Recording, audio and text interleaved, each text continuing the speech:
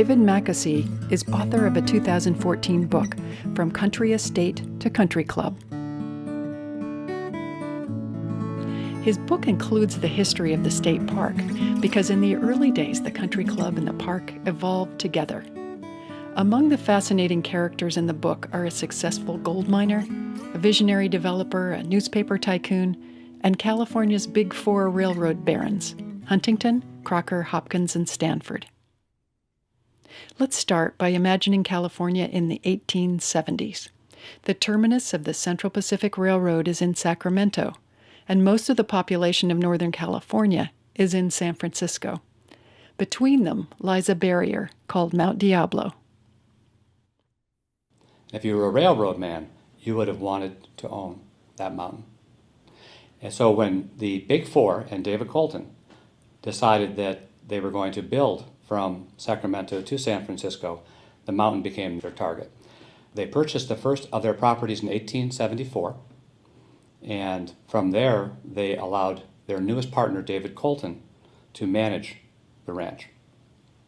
The ranch for 3 years stayed as a ranch owned by railroad men. In 1877, David so loved the ranch that he purchased the outstanding shares from the other partners. So in 1877, David Colton became the sole proprietor of the railroad ranch, modern-day Diablo. Railroad Ranch was less than a tenth the size of today's park, about 1,600 acres, extending from the valley floor on the west side of the peak up into the foothills. Only a year after Colton obtained full ownership of this land, he lost his life while attempting to break a wild stallion. Railroad Ranch then passed to Colton's daughter and her husband, a successful gold miner from Bodie named Dan Cook. And they were the first ones to begin building grand buildings, like the pavilions on the property. The pavilion was like a gaming house. It had 6 hotel rooms. It had 2 10-pin bowling lanes. It had billiards, an area for reception and meals. And they built the dairy barn, and they built the other grand barns around the property. And they also acquired land, up to then 3,000 acres for the property, mostly going up the mountain. Eventually, in 1889, Dan Cook's niece, Louise Boyd, inherited and expanded the ranch to 4,000 acres. 2 decades later, she was ready to sell, and along came a local man with big ideas. There was a young dreamer named Robert Noble Burgess who grew up 3 miles away. He's a young man that at the end of his 8th grade in school became an entrepreneur. He began in the hay, grain, and feed business and moved into real estate. By 1912, at 34 years old, he was highly successful and had always had a dream and a vision of Mount Diablo. Louise, knowing Robert Noble Burgess and his brother as being both ranch hands and tutors for their children, chose to have Robert Noble Burgess as the person she would sell the ranch to in 1912.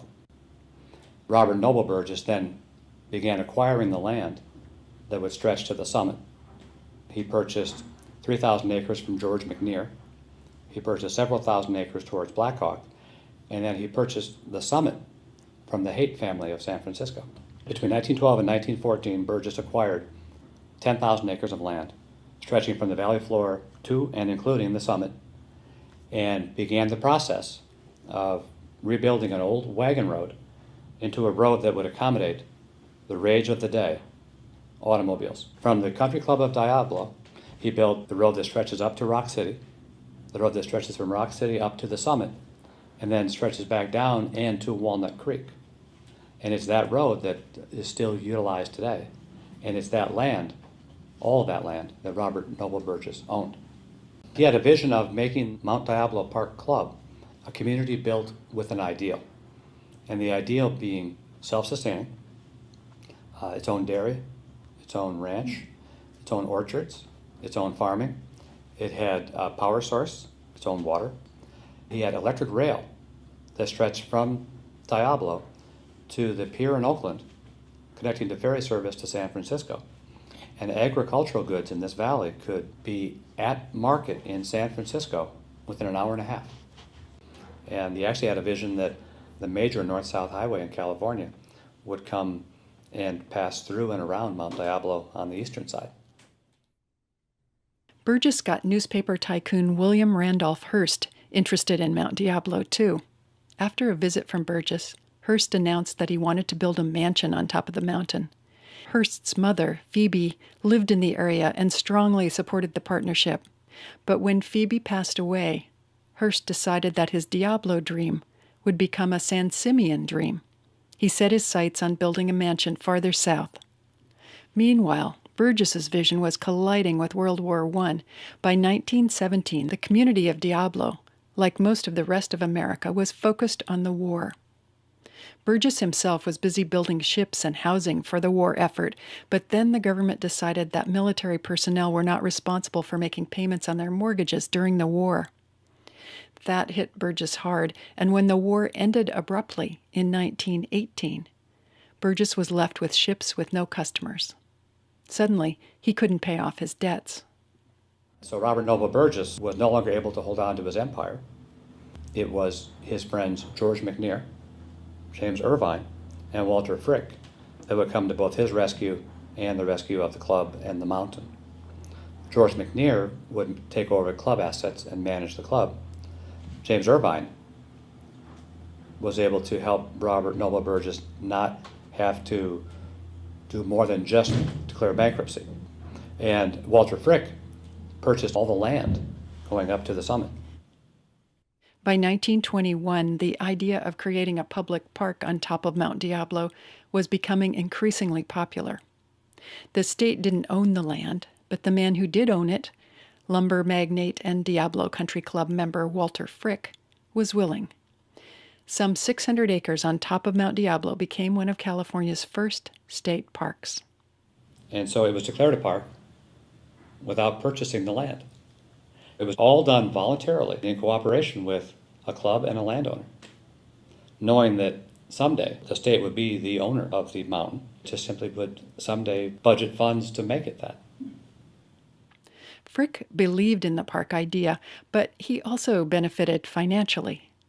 Walter Frick continued to operate the road that Burgess built, and he would charge 50 cents for a right to pass to the top of the mountain. Over the next several years, Frick sold land to the state that accounts for nearly 2/3 of Mount Diablo State Park today. The first parcel the state purchased, with funds from James Irvine, another country club member, was Rock City.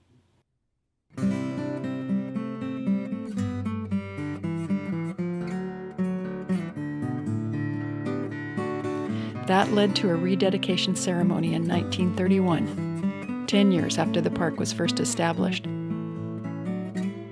Park advocates worked hard over subsequent years, and today we have 20,000 acres to celebrate, as well as tens of thousands of acres of adjacent protected lands. It's the best neighbor a country club could have, to have tens of thousands of acres dedicated to being in its natural state, being a place for responsible recreation, and being a place of beauty.